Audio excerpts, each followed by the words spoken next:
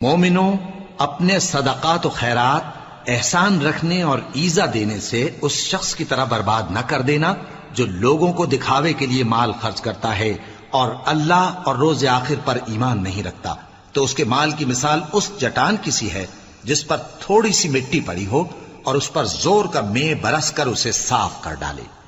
اسی طرح یہ ریاکار لوگ اپنے اعمال کا کچھ بھی صلہ حاصل نہیں کر سکیں گے، اور اللہ ایسے ناشکروں کو ہدایت نہیں دیا کرتا۔ اور جو لوگ اللہ کی خوشنودی حاصل کرنے کے لیے اور خلوص نیت سے اپنا مال خرچ کرتے ہیں، ان کی مثال ایک باغ کی سی ہے جو اونچی جگہ پر واقع ہو، جب اس پر زور کا مے پڑے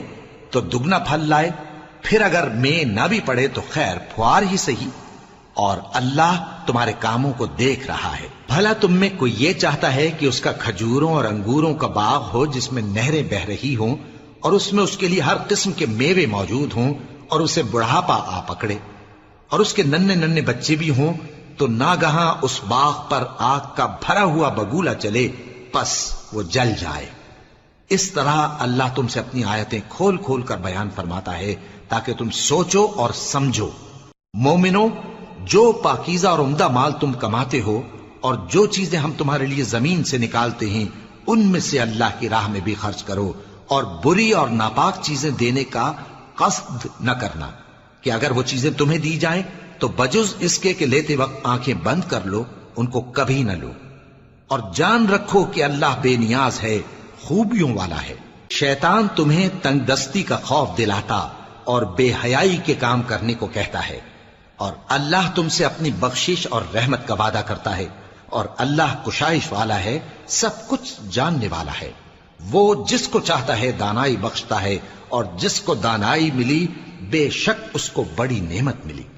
اور نصیحت تو وہی لوگ قبول کرتے ہیں جو عقل مند ہیں، اور تم اللہ کی راہ میں جس طرح کا خرچ کرو یا کوئی نذر مانو، اللہ اس کو جانتا ہے، اور ظالموں کا کوئی مددگار نہ ہوگا۔ اگر تم خیرات ظاہر کر کے دو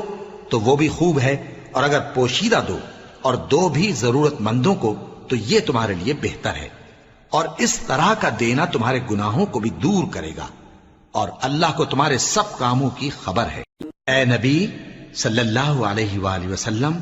تم ان لوگوں کی ہدایت کے ذمہ دار نہیں ہو، بلکہ اللہ ہی جس کو چاہتا ہے ہدایت بخشتا ہے۔ اور مومنوں، تم جو مال خرچ کرو گے تو اس کا فائدہ تمہیں کو ہے، اور تم تو جو خرچ کرو گے اللہ کی خوشنودی کے لیے کرو گے،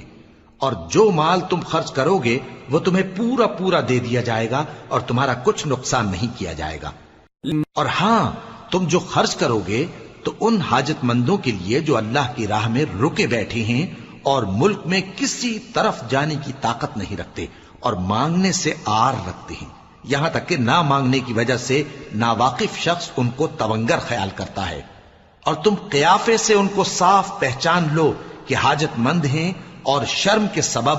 لوگوں سے منہ پھوڑ کر اور لپٹ کر نہیں مانگ سکتے۔ اور تم جو مال خرچ کرو گے کچھ شک نہیں کہ اللہ اس کو جانتا ہے۔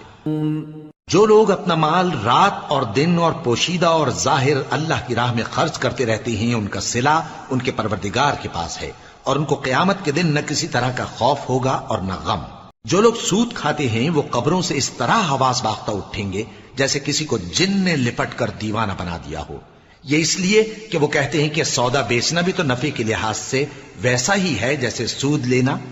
حالانکہ سودے کو اللہ نے حلال کیا ہے اور سود کو حرام۔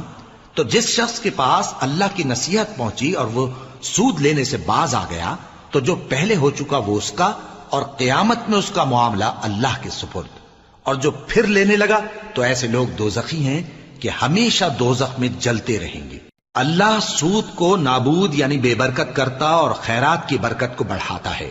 اور اللہ کسی ناشکر گناہگار کو دوست نہیں رکھتا۔ جو لوگ ایمان لائے اور نیک عمل کرتے اور نماز پڑھتے اور زکوٰۃ دیتے رہے، ان کو ان کے کاموں کا صلہ اللہ کے ہاں ملے گا، اور قیامت کے دن ان کو نہ کچھ خوف ہوگا اور نہ وہ غمناک ہوں گے۔ مومنوں، اللہ سے ڈرو، اور اگر ایمان رکھتے ہو تو جتنا سود باقی رہ گیا ہے اس کو چھوڑ دو، پھر اگر ایسا نہ کرو گے تو تم اللہ اور اس کے رسول کی طرف سے اعلان جنگ سن لو، اور اگر توبہ کر لو گے اور سود چھوڑ دو گے تو تم کو اپنی اصل رقم لینے کا حق ہے، جس میں نہ اوروں کا نقصان اور نہ تمہارا نقصان۔ اور اگر قرض لینے والا تنگ دست ہو تو اسے کشائش کے حاصل ہونے تک مہلت دو، اور اگر زر قرض بخش دو تو وہ تمہارے لیے زیادہ اچھا ہے، بشرطے کہ سمجھو۔